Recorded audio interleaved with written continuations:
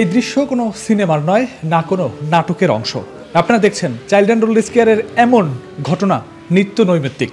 আমাদের এখানে যে অসুস্থ মানুষেরা রয়েছে বেশিরভাগই রাস্তায় পড়েছিল, অসহায়, অজ্ঞাত, অভিভাবকহীন অবস্থায় ছিল।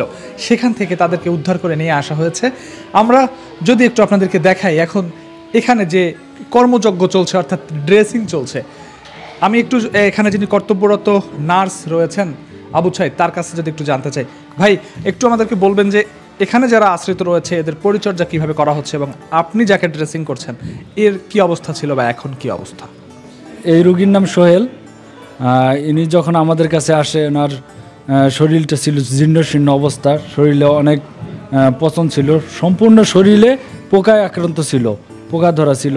আর আপনারা দেখতে পারতেছেন এর একটা কান পোকায় খেয়ে ফেলছে, মানে এত পোকা ছিল কানের ভিতর পর্যন্ত, একটা কান পোকা সম্পূর্ণ খেয়ে ফেলছে।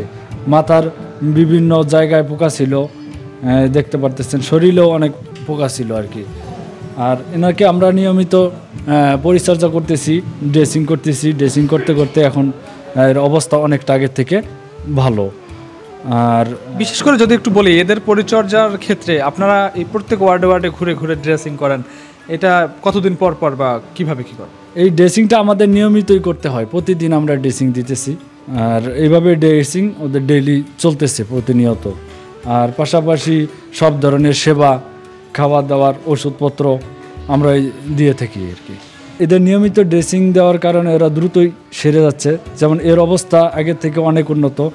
পাশাপাশি আপনারা দেখতে পারেন যে আমাদের আরেকজন রোগী, যার এই যে আমাদের মনসুর ভাই, এনার পায়ের অবস্থা ছিল খুব খারাপ অবস্থা, মানে পোকা ছিল, অসংখ্য পোকা ছিল।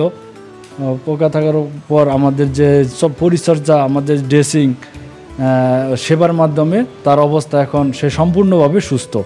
শুধু মেন্টালি একটু সমস্যা আছে, তাছাড়া পায়ের যে ক্ষত ছিল সেটা সম্পূর্ণ সুস্থ। যদি একটু আমি মনসুর ভাইয়ের কাছ থেকে জিজ্ঞাসা করি বা জানতে চাই, মনসুর ভাই আপনি এখন কেমন আছেন? ভালো। আপনার পায়ে যে পোকা হয়েছিল, যে অসুস্থ ছিলেন আপনি, এখন সেটা সেরে গেছে একদম? এখন ভালো লাগে?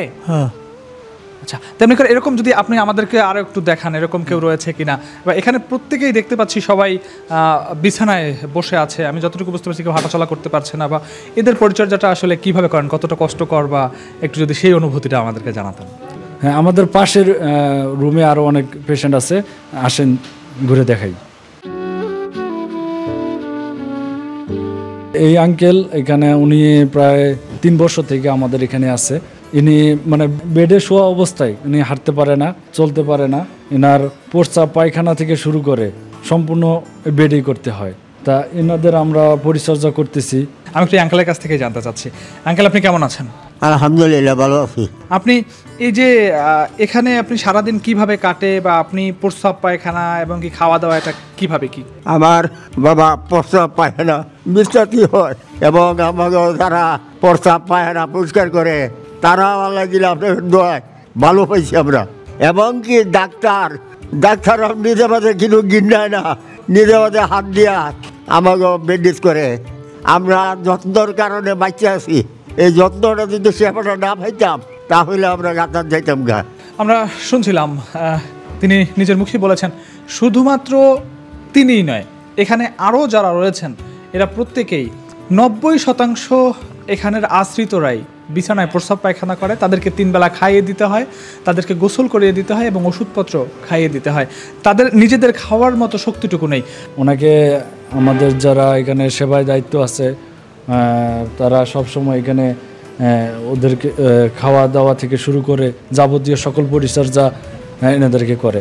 তবে দেখি অনেকে আমাদেরকে কমেন্ট করে, এত স্টাফ কেন এখানে? আপনারাই দেখেন যে এইরকম বেডে শুয়ে থাকা আমাদের প্রায় বেশিরভাগ পেশেন্ট এই অবস্থা। এদেরকে যখন আমাদের খাওয়াই দিতে হয়, গোসল করাইতে হয়, তারপর যাবতীয় সকল পরিচর্যা, একজন রোগীর জন্য একজন স্টাফ প্রয়োজন, সেই জায়গায় আমাদের বর্তমান 47 জন স্টাফ আছে, তাদেরকে সবসময় পরিচর্যা করতে হয়। প্রয়োজনে আমাদের আরও স্টাফ প্রয়োজন, সেই জায়গায় 47 জন স্টাফ দিয়ে আমরা এই আশ্রম চালাইতেছি। যদি একটু আপনাদেরকে উল্লেখ করে যা শুনলাম, এই প্রতিষ্ঠানটি পরিচালনা করতে বর্তমানে 47 জন স্টাফ নিরলসভাবে কাজ করছে। সেক্ষেত্রে যদি বলতে চাই, যদি আমরা একটু হাসপাতালের দিকে তাকাই, কোনো হাসপাতালে একজন রোগীর সাথে অন্তত 2-3 জন তার পরিবারের লোক থাকে, আবার নার্সেরা থাকে। সেক্ষেত্রে আমাদের এই প্রতিষ্ঠানটিতে যারা আশ্রিত রয়েছে তাদের পরিবার পরিজন কেউই নেই, তারা এখানে একাকী জীবনযাপন করে, সবাই একত্রে থাকে। সেক্ষেত্রে এদেরকে দেখাশোনার জন্য যেমন স্বজনরা নেই, আছে আমাদের এখানে স্টাফরা। সেক্ষেত্রে এখানে স্টাফ সহ 219 জন মানুষ বর্তমানে এখানে রয়েছে। তো এই মানুষদের 3 বেলার খাবার, একবেলা যদি আপনি একটু যদি দর্শকদের কাছে একটু বলতে চাই, একবেলা যদি 219 জন মানুষ এখানে খাবারের আয়োজন হয়, 3 বেলায় আপনি হিসাব করুন একটু, 600-650 মানুষের দৈনিক খাবার লাগে এখানে। সেক্ষেত্রে একটা বিশাল ব্যয়ভার বহন করতে হচ্ছে। এবং আপনারাই বলুন, এই মানুষদের পাশে আমরা এখানে যারা কর্মকর্তা কর্মচারীরা রয়েছে তারা যে নিরলস পরিশ্রম করছে, এবং এটা আগেই বলেছি, এটা কোনো সিনেমার দৃশ্য নয়, এটা কোনো নাটকের অংশ নয়, এটা এমনই এক দৃশ্য, এটা বাস্তব এবং এদের প্রত্যেকের জীবন থেকে নেয়া। আমি একটু ওনার সাথে যদি কথা বলি, আপনি এখানে কেমন আছেন? আমি খুব ভালো আছি ইনশাল্লাহ। আপনি বিছানা থেকে উঠতে পারেন না? তাহলে আপনার খাবার দাবার, গোসল করা, খাওয়া দাওয়া, গোসলখানা যারা আমার স্টাফ আছে তারাই করে, তারা খুব ভালো। এই জন্যে আমার এমনকি 2-3বারও পায়খানা বাথরুমে নেওয়া লাগে, গোসল করা লাগে, এবার গা গরম হয়েছিয়া, এবার তেল দেওয়া লাগে, এবার সিঁড়ি আনে, কোলে করে নেয়, কোলে করে আনে, এইরকম তারা পরিশ্রম করে। স্টাফ বলতে খুব ভালো, এবং আমার ডাক্তার যারা আছে এরাও আমাদের খুব খেয়াল রাখে। শুনছিলাম। আমি আরেকটু কথা না বললেই নয়, এই যে আমরা হয়তোবা ভিডিও দেখি, ভিডিও দেখে স্ক্রোল করে চলে যাই, কিন্তু এই মানুষগুলো এখানে একদিন থাকে না। এই মানুষগুলো দিনের পর দিন আমাদের এই আশ্রমে রয়েছে, এবং তাদের প্রতিদিন এই পরিচর্যা অব্যাহত রাখতে হচ্ছে এবং চলছে, চলমান রয়েছে এই বিশাল কর্মযজ্ঞ।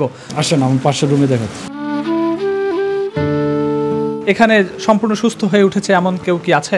হ্যাঁ, এখানে আমাদের এই রুমটা যারা একটু সুস্থ, একটু ভালো, যারা এখানে সেবা পেয়ে মোটামুটি সুস্থর দিকে আসছে, তাদেরকে আমরা এই রুমে রাখছি।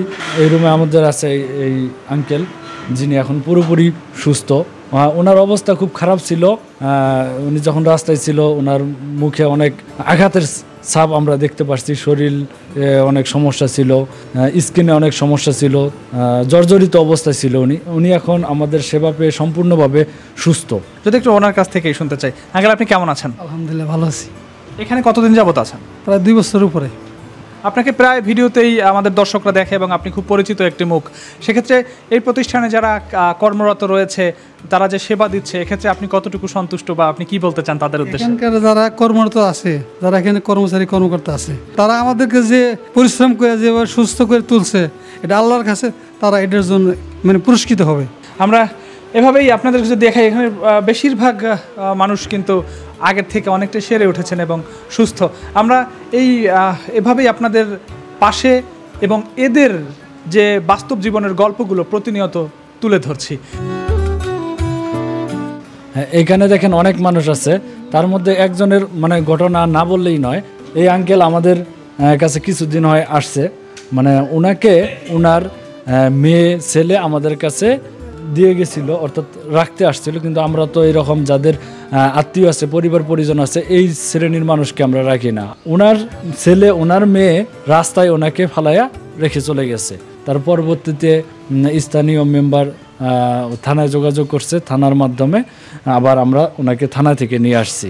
দেখুন, এই প্রতিষ্ঠানটি বর্তমানে আপনারা জানেন আর্থিক সংকটে ভুগছে এবং আর্থিক সংকটে রয়েছে। সেই অবস্থাতেও আমাদের এখানে কিন্তু প্রতিনিয়ত নতুন নতুন মানুষ যুক্ত হচ্ছেন, তাদের আশ্রয় হচ্ছে।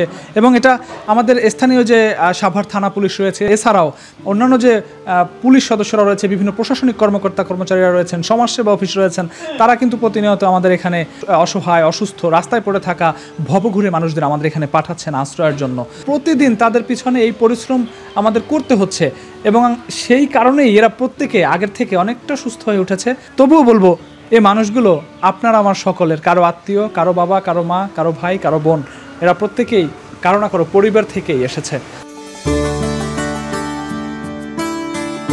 আপনাদেরকে যদি একটু বলি, আমি কিন্তু এই মুহূর্তে যে আমাদের মায়েরা যেখানে রয়েছে, অর্থাৎ এই বৃদ্ধাশ্রমে যে মহিলা ওয়ার্ড, এখানে তারা কে কী অবস্থাতে আছে এবং সবাই কেমন আছে একটু জানবো। আপনি দেখতে পাচ্ছেন এখানে আমাদের পরিচর্যার দায়িত্বে যিনি আমাদের এখানকার সিনিয়র স্টাফ নার্স রয়েছেন, তিনি কিন্তু প্রত্যেকের স্বাস্থ্য পরীক্ষার জন্য ব্লাড প্রেশার দেখছেন সবার কী অবস্থা। আপু কেমন আছেন?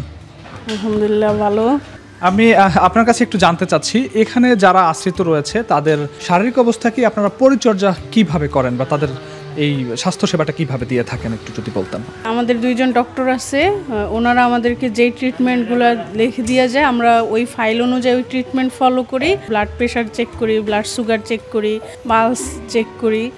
আর এমনিতে যদি কারো দেখি যে খুব দুর্বল হয়ে গেছে বা অন্যান্য কোনো সমস্যা দেখা দিতেছে, তখন আমরা সাথে সাথে সেটা ডক্টরকে ইনফর্ম করি এবং উনি যে চিকিৎসা আমাদেরকে বলে আমরা ওইভাবে আবার ট্রিটমেন্ট দেওয়া শুরু করি। এই যে এদের নজরদারি করা, অর্থাৎ এদের নিরীক্ষণ করা বা নিরীক্ষা করা বা পরীক্ষা করা, সব সময় কিন্তু এদের উপরে নজর রাখতে হয়, কারণ এরা নিজেরা মুখ ফুটে বলতে পারে না তার কি রোগ হয়েছে, সে কি অনুভব করছে শরীরে, শারীরিক কি অসুবিধা বোধ করছে। এটা কিন্তু এইখানে যারা স্বাস্থ্য সেবার জন্য দায়িত্বরত রয়েছে তাদের প্রতিটি ক্ষণে ক্ষণে তাদের দিকে লক্ষ্য রাখতে হয়। যদি বলি যে এদের এই যে ওনাকে আমাদের যারা দর্শক আছে তারা তো মোটামুটি অনেকেই চিনে এবং উনি তখন বেশ কিন্তু ওনার ভিডিওটি ছড়িয়ে পড়েছিল, একটু ওনার বিষয়ে যদি বলতেন, ওনার বর্তমান কি অবস্থা? আচ্ছা, ওনার তখনকার যে অবস্থা আমরা তো ভাবছিলাম যে উনি হয়তো 3-4 দিনের বেশি বাচ্চা সম্ভব না, কিন্তু ওইখান থেকে আমাদের পরিচর্যা, ভালো ট্রিটমেন্ট সব কিছু মিলে উনি এখন সুস্থ। যখন একজন রোগী আপনার কাছে উদ্ধার হয়ে আসে খুব বিপর্যস্ত অবস্থা, সেখান থেকে যখন তারা এভাবে সেরে ওঠে তখন অনুভূতিটা কেমন? এটা তো আসলে অনেক ভালো একটা অনুভূতি যে আল্লাহর রহমত বা আমাদের চেষ্টা সব কিছু মিলে ওনারা যে অবস্থায় আসে এরপর থেকে যে ওনারা সেরে ওঠে বা ওনাদের যে পরবর্তী স্বাস্থ্যের একটা পরিবর্তন, এটা দেখলে নিজের ভিতরেই একটা অন্যরকম শান্তি কাজ করে যে না, আমরা আমাদের সেবা দিয়ে অন্তত কিছু করতে পারছি এদের জন্য। আন্টি আছে, উনিও যখন আসছিল ওনার অবস্থা খুবই খারাপ ছিল, এই পাটা দিয়ে উনি কিছুই করতে পারতো না, মানে বৈশা হ্যাঁচড়ায়া যাইতো, এখন হাঁটতে পারে। ওনার হচ্ছে একটা সাইড প্যারালাইজড, উনি এই সারাক্ষণ এইভাবেই শুয়ে থাকে, এইভাবেই আছে, কিন্তু কথা বলতে পারে, খাবার খাইতে পারে ঠিকঠাক মতো। এই যে একটা হাসি, মানে রাস্তায় পড়ে থাকলে এটা তো সম্ভব ছিল না আমাদের কাছে, যে এই যে একটা প্রশান্তি, এটাই আমাদের অনেক আনন্দ দেয়। যদি একটু ওনার সাথে আমি একটু কথা বলি। আন্টি কেমন আছেন আপনি? ভালোই আছি। আপনি কি বিছনা থেকে উঠতে পারেন? একটু আগামতা করতে নিয়ে যায়। নিয়ে যায়? হ্যাঁ। খাবার খাই দেওয়া লাগে না নিজে খেতে পারেন? আমি নিজে হাত দিয়ে খাই। কিছু বলতে চান আমাদের উদ্দেশ্যে, যারা এখানে কাজ করে আপনাদের সেবা করে, তাদেরকে কিছু বলতে চান? তাকে কিছু বলবো না, তারা আমাকে মায়া করে, আমাকে আমাদের মায়া করে নিজের ছেলে মেয়ের মতো। হ্যাঁ, যার ছেলে আছে, মেয়ে আছে, আমাকে হে আদর করে, হে পছন্দ করে। আমাকে পাটি দেওয়া পারি না, বাচ্চারা দেখতে পারি না, মারে দেখতে পারি না, এই বুঝছো না, কিছু না। আপনাদেরকে যদি একটু দেখাই, আমি এই মুহূর্তে আছি 5 তলায় এবং এখানে কিন্তু খাবারের যে আয়োজন, এটা হলো এখানে যারা আশ্রিত রয়েছে তাদের প্রত্যেকে এখানে কিন্তু খাবারের যে আয়োজন এটা করা হচ্ছে। এখানে আপনাদের আজকে কি খাবার দিচ্ছে? আজকে ডাল, করলা ভাজি। এখানে রুগীরা কি সব নিজের হাতে খেতে পারে নাকি খাইয়ে দেওয়া লাগে? না, বেশিরভাগই রুগীকে খাওয়াই দেওয়া লাগে।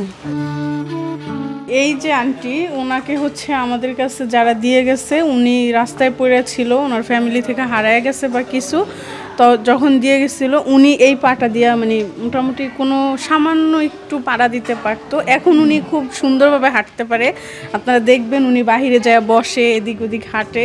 আমরা যে এতগুলা রুগী দেখতেছি, যে ভাবতেছি যে আমাদের এইখানে এত লোক, এরা কি কাজ করে সারাদিন, এরা তো দেখতে সুস্থই মনে হচ্ছে। আসলে এটা সম্পূর্ণ একটা ভুল ধারণা। আমরা যারা এখানে সবসময় থাকি আমরা জানি যে মানে এদের সাথে সার্বক্ষণিক একজন লোক প্রয়োজন। যেমন এই রুমে যিনি থাকেন, এই যে 12-13 জন লোক, এরা একজন প্রস্রাব করে দিতেছে, একজন পায়খানা করে দিতেছে, একজন উঠা বাইরে চলে যাইতেছে, একজন আরেকজনকে যা মারতেছে, সারাদিন এদের মধ্যে এটা চলতেই থাকে। একজন লোক মানে এই যে সারাদিন করতে করতে সে ক্লান্ত হয়ে যায়, কিন্তু কিছু করার নেই, আমাদের এটা করতেই হয়। আর এটা আমাদের একদিনের রুটিন না, আমাদের এই মাসের 30 দিন, বছরের 365 দিনের এই একটাই রুটিন। এদের পরিচর্যা করা, এদের গোসল করানো, খাওয়ায়া দেওয়া, গোসল করায়া দেওয়া, পায়খানা প্রস্রাব পরিষ্কার করা, বেড পরিষ্কার করা।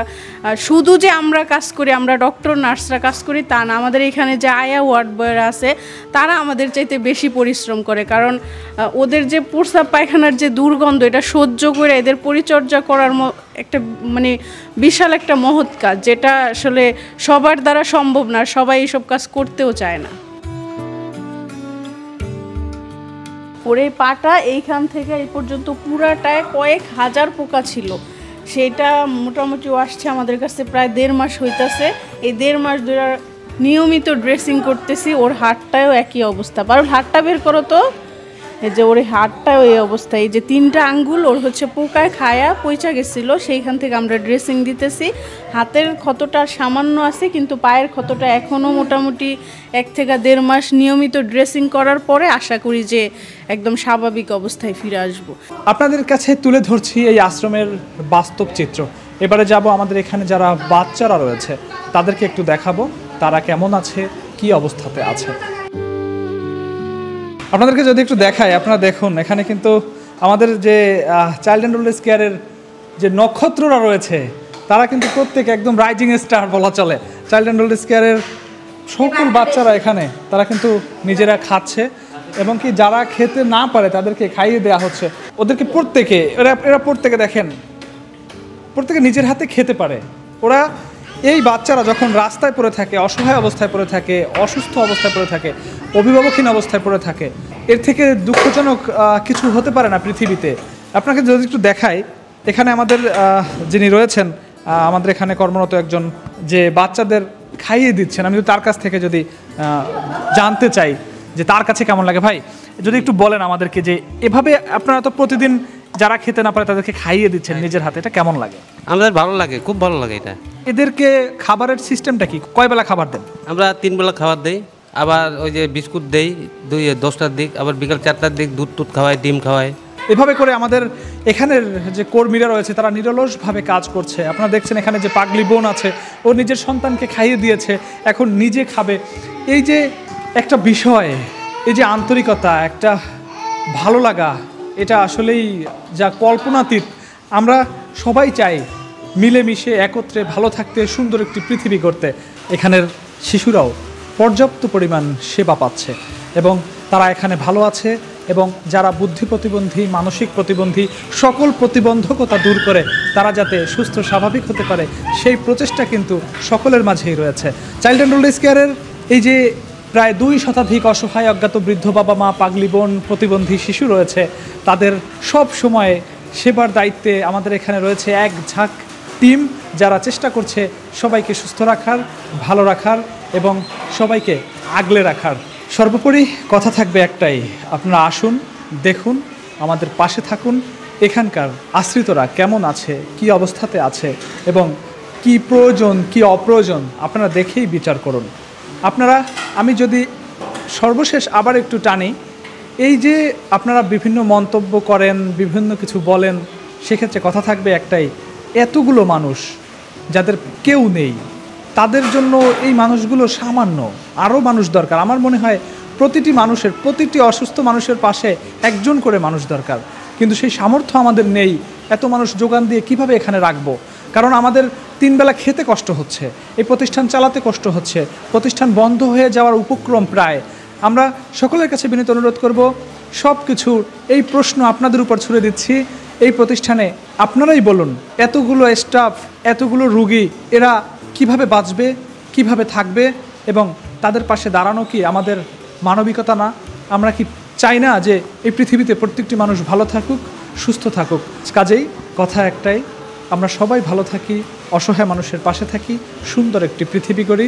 সকলকে চাইল্ড অ্যান্ড ওল্ড এজ কেয়ারে ঘুরে যাওয়ার জন্য আবারও বিনীতভাবে আহ্বান জানাচ্ছি। সবাই ভালো থাকুন, সুস্থ থাকুন, অসহায়দের পাশে থাকুন, নিজ পরিবারকে আগলে রাখুন।